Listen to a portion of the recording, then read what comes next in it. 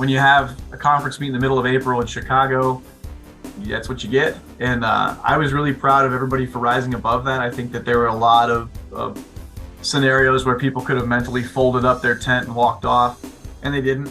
And I attribute that a lot to veteran leadership. I think we have a lot of guys on the team, Jack, Joe, Logan, who it's their last go. It's their last conference meet. And I think a lot of the younger athletes get inspired by watching those guys sell out and do it right. So it was incredible. I think one of the more enjoyable things about conference meets to me is that you get to see that. You get to see a little bit more of the story, the whole story of the athlete. And, somebody like Logan who comes to Case, and he's a running club kid, and then he's the conference champion at 15. And that's just such a cool story to see it culminate. And that every minute of that meet, as he's going through warm-up, as he's prepping himself for competition, he knows his story. He's contemplating, okay, I came here today to do this thing, and I don't care if it's snowing or 95 degrees, I'm going to get it done. And I take a lot of pleasure in watching that from our team, and particularly this group.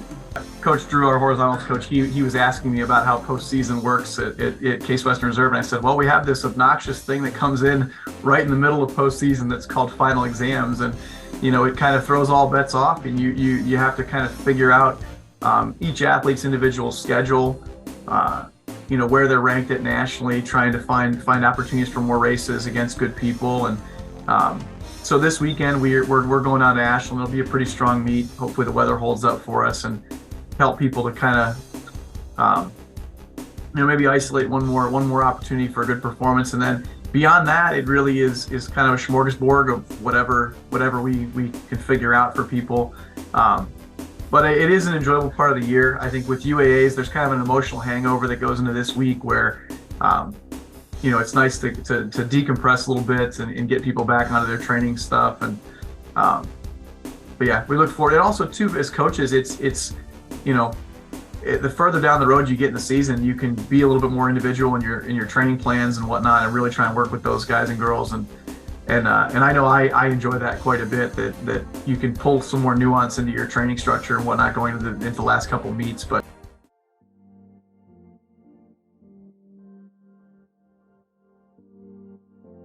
my name's Brett Callow. I'm a junior. I'm a mechanical engineering major, and I do sprints on the track team. So 100, 200, and sometimes the 400. I'd say I chose mechanical engineering because ever since I was a kid, I enjoyed tinkering with stuff and making stuff. I always enjoyed playing with Legos. And then as I started to get older, I kind of was drawn toward automotive. So aftermarket parts for your car, just modifying your car, make it your own, making it better, stuff like that. So that's kind of my hobby now. And mechanical engineering is pretty much the best degree to get for that. And I also like math and science, so I'm decent at that stuff. So I thought mechanical engineering would be a good pick for me. And yeah, that's why I chose it. Well, if you're around the campus here, you might have seen it. It's kind of hard to miss. It's it has a yellow stripe on it. I've done a lot of stuff, so it'd take a while to list, but I guess performance wise, I have a full turbo back exhaust on it, and then I have methanol injection, it's called, which is it's kind of like nitrous, I guess, if you know what nitrous is, but not as serious, because I daily drive the car, so I can't be driving around like a crazy person. But that's cool. And I do a lot of cosmetic stuff on it. So like I said, there's the yellow stripe on it, which I did, which is just vinyl. So actually me and my dad have our own vinyl graphic company, so trying to use the car to kind of advertise for that.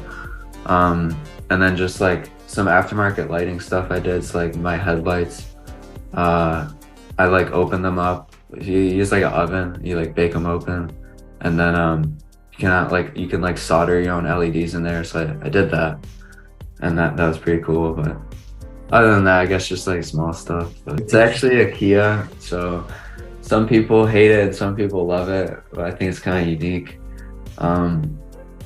Sometimes it has problems, obviously, because it's a Kia, but if you take care of it, it should be okay relatively. But it's a cool looking car. It's an Optima. It's a lot of people at first like don't really understand what it is, and then like when I explain, like it's kind of like a sports sedan. It's with AAM. Their name is American Axle Manufacturing. So basically, they just manufacture like, you know, drive like trains or axles for really anything. So cars or trucks, or sometimes I guess even like machines too can use like a drive shaft. Really the internship is just gonna be probably just supporting like the shop floor, you know, like as problems come up, or maybe like even ergonomic improvements, which is just like focusing on a work cell and trying to like make it better. So taking like the manufacturing process they already have, and then like finding things that might be inefficient or like, you know, not so good for the worker to be doing over and over again, just trying to find ways to make that better, maybe cheaper or faster. So little stuff like that. I'm not sure if I'll have like super big projects or not, because they haven't really given me too much information about it, but I'm pretty excited for it because I'm hoping that this will tie in like my you know, like my interests outside school, like automotive, with like my mechanical engineering internship. But pretty excited for it. It's not necessarily like an automotive shop, it's still just one of like a manufacturing like factory that just makes stuff. So I'm not necessarily going to be like working on a car per se, but it's better than like my previous internship was with Swagelok, which they make like fittings for pipes and valves, which I loved that internship. It was very fun, but obviously it didn't have anything to do with automotive really, where AAM is kind of, I'm hoping will be like a segue into that. Yeah, when I graduate, I'd love to like work, you know, at a shop or like a research facility for automotive, whether that's like, you know, electric vehicles or something, just trying to, you know, develop new stuff or really anything. As long as I can work somewhere like automotive, that's like where my interest lies. So it really wouldn't even be like working. It would just be like kind of doing my hobby every day. So it'd be kind of fun. But yeah, other than that, I might stay with AAM like after this internship, like see how it goes, see like what exactly I'm going to do there. And then after my senior year, maybe I would stay there, or, you know, look for somewhere else. I'd say I enjoyed the most is, you know, track and just getting to meet all these new people.